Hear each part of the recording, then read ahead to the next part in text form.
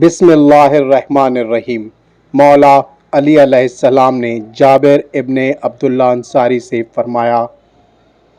اے جابر، 4 قسم کے آدمیوں سے دین و دنیا کا قیام ہے: عالم جو اپنے علم کو کام میں لاتا ہو، جاہل جو علم کے حاصل کرنے میں آر نہ کرتا ہو، سخی جو داد و دہش میں بخل نہ کرتا ہو، اور فقیر جو آخرت کو دنیا کے عوض نہ بیچتا ہو۔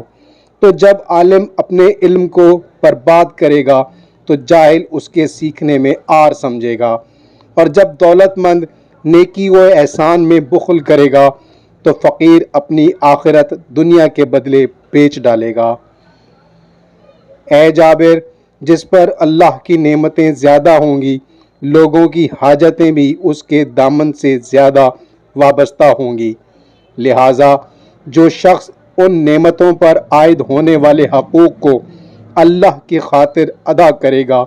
وہ ان کے لیے دوام و ہمیشگی کا سامان کرے گا، اور جو ان واجب حقوق کے ادا کرنے کے لیے کھڑا نہیں ہوگا وہ انہیں فنا و بربادی کی زد پر لے آئے گا۔ اللہم صلی علی محمد و آل محمد۔